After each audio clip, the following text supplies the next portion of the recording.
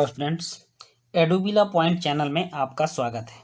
आज हम करेंगे क्लास 8 के सामाजिक विज्ञान की वर्कशीट नंबर 32। आज हम लोग क्लास 8 के सामाजिक विज्ञान की वर्कशीट में इतिहास सब्जेक्ट को पढ़ेंगे और इतिहास में महात्मा गांधी के समय के राष्ट्रीय आंदोलन के बारे में हम लोग जानेंगे। तो चलिए शुरू करते हैं आज की वर्कशीट। और आज की वर्कशीट में है सबसे पहला पॉइंट, वह है महात्मा गांधी का आगमन।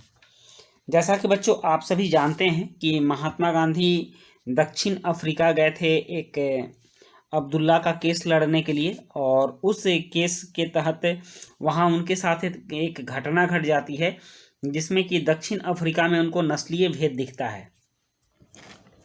महात्मा गांधी को ट्रेन से नीचे उतार दिया जाता है और इसके लिए उन्होंने वहाँ बहुत बड़ा सत्याग्रह कर दिया, आंदोलन कर दिया, और अंत में उनको वहाँ जीत हासिल होती है। तो वही बात यहाँ लिखी गई है कि दक्षिण अफ्रीका में नस्ल भेदी पाबंदियों के खिलाफ, मतलब दक्षिण अफ्रीका की सरकार ने जो गोरे काले का भेद लगाकर काले लोगों पर जो पाबंदियां लगाई थी, तो उसके खिलाफ महात्मा गांधी ने आंदोलन किया और अहिंसक आंदोलन किया।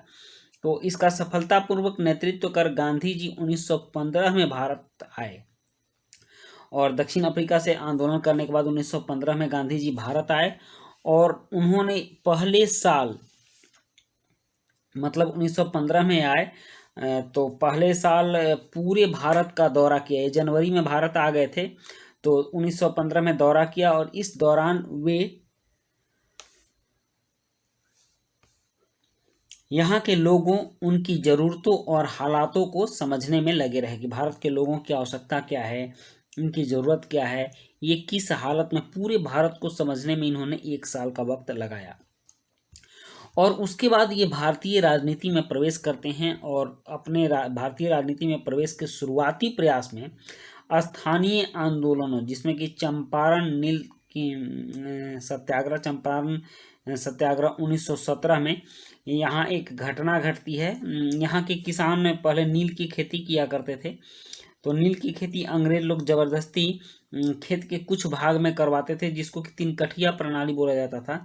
एक पूरे खेत का टुकड़ा जो कि 20 कट्ठे में बटा होता था, जिसमें से कि 3 कट्ठा में, मतलब कि 3/20 भाग, आप यूँ समझ लीजिए 15%, खेत के 15% हिस्से में नील की खेती अनिवार्य होती थी। और नील से खेत खराब हो जाते थे, खेत का उपजाऊ क्षमता घट जाता था, किसानों को लाभ नहीं होता था, तो यह अंग्रेजों के द्वारा जबरदस्ती किसानों से करवाई जाती थी। तो इसके विरोध में चंपारण सत्याग्रह गांधी जी ने किया। उसके बाद खेड़ा में आंदोलन किया किसानों के लिए 1918 में, क्योंकि यहाँ अकाल के बावजूद किसानों से ज़बरदस्ती कर लिया जाता था, तो उसके लिए महात्मा गांधी ने आंदोलन किया। तो यहाँ भी सफल हुए और फिर चंपारण के में भी सफल हुए, और अहमदाबाद में मिल मजदूरों के लिए 1918 में इन्होंने आंदोलन किया। यहाँ भी महात्मा गांधी को सफलता मिली। तो महात्मा गांधी काफ़ी प्रचलित हो गए भारतीय राजनीति में। और फिर 1919 से 1922 के बीच उन्होंने और भी कई आंदोलन, जैसे रॉलेट सत्याग्रह, खिलाफत आंदोलन और असहयोग आंदोलन का नेतृत्व किया, और सारे आंदोलनों में उनको सफलता मिलती गई। उसके बाद अब देखते हैं रॉलेट सत्याग्रह। रॉलेट सत्याग्रह क्या था? तो 1919 में अंग्रेजी सरकार ने रॉलेट कानून पास किया। उसने एक ऐसा कानून पास किया कि जिसमें किसी भी व्यक्ति को कभी भी बंदी बनाया जा सकता था, और बिना कारण के पुलिस उसको गिरफ्तार कर सकती थी, कोई उसका कारण नहीं पूछ सकता था। तो यह काफ़ी तानाशाही वाला काला कानून था, इसको काला कानून का संज्ञा दिया गया, जिसका उद्देश्य अभिव्यक्ति की स्वतंत्रता, मतलब बोलने की स्वतंत्रता को बंद कर देना। तो ऐसे मूलभूत अधिकारों पर अंकुश लगाना कि कोई अपना विचार भी नहीं दे सकता है, कोई बोल भी नहीं सकता है। इस कानून में इस तरह के प्रावधान थे, और पुलिस को और ज़्यादा अधिकार दे दिया गया था रॉलेट एक्ट में। तो गांधी जी ने लोगों से आह्वान किया, लोगों से अपील किया कि इस कानून का विरोध करने के लिए 6 अप्रैल 1919 को अहिंसक विरोध के द्वारा, मतलब कोई हिंसा नहीं करनी है, मारपीट नहीं करनी है, अपमान और याचना दिवस के रूप में मनाया जाए और हड़तालें की जाए। मतलब 6 अप्रैल को पूरे भारत को ठप कर दिया जाए, बंद कर दिया जाए। तो इस तरह की हड़ताल की बात उन्होंने कही 6 अप्रैल को। यह ब्रिटिश सरकार के खिलाफ पहला अखिल भारतीय मतलब पूरे भारत में होने वाला यह पहला आंदोलन था। हालांकि यह मोटे तौर पर शहरों तक ही सीमित रहा, लेकिन पूरे भारत के शहर में ये आंदोलन हुए और लोग ब्रिटिश सरकार के खिलाफ पहली बार पूरे भारत में एक मंच पर आए थे। सरकार ने इन आंदोलनों को कुचलने के लिए दमनकारी रास्ता अपनाया। दमनकारी रास्ता का मतलब कि इनको लाठी से, डंडे से पीटकर, गोलियां चलवाकर इनको रोका गया। किसी तरह डरा धमकाकर इस आंदोलन को कुचला गया, बंद करवाया गया। और इसी क्रम में एक घटना घटती है 13 अप्रैल 1919 को, बैसाखी के दिन पंजाब में जालियांवाला बाग में। आप जालियांवाला बाग जानते हैं, अमृतसर में जालियांवाला बाग है और वो चारों तरफ से चार दीवारी से घिरा हुआ था और एक ही दरवाजा उस बाग में था और उसमें हजारों लोग बैठकर शांतिपूर्ण सभा कर रहे थे। और तब तक जनरल डायर वहां पहुंचता है और इन लोगों पर उसने शांति भंग करने का आरोप लगाकर गोलियां चलवानी शुरू कर दी, जिसमें कि हजारों लोग मर गए, कई बेगुनाह जिनमें बुजुर्ग और बच्चे भी थे, सारे लोगों को जनरल डायर ने गोली से मरवा दिया। तो यह बहुत बड़ी घटना घटी थी 13 अप्रैल 1919 को, बैसाखी के दिन पंजाब के अमृतसर के जालियांवाला बाग में। तो और बिना किसी चेतावनी के अंग्रेजी जनरल डायर ने गोलियां चलवा दी, कई सारे लोग मारे गए जिनमें बुजुर्ग और बच्चे भी शामिल थे। इस जनसंहार पर अपनी पीड़ा और गुस्सा जताते हुए रविंद्रनाथ टैगोर ने अपनी नाइटहुड की पदवी लौटा दी। रविंद्रनाथ टैगोर को अंग्रेजों ने नाइटहुड की पदवी दी थी और इस गुस्से से उन्होंने उस पदवी को वापस कर दिया। उसके बाद एक और महत्वपूर्ण आंदोलन होता है, यह है खिलाफत और असहयोग आंदोलन का आह्वान। इसके बाद खिलाफत आंदोलन होता है। हुआ क्या था कि 1900 प्रथम विश्व युद्ध आप जानते हैं कि 1914 से 1918 के बीच हुआ था। इसमें अंग्रेजों ने, प्रथम विश्व युद्ध में अंग्रेजों ने तुर्की को हरा दिया था।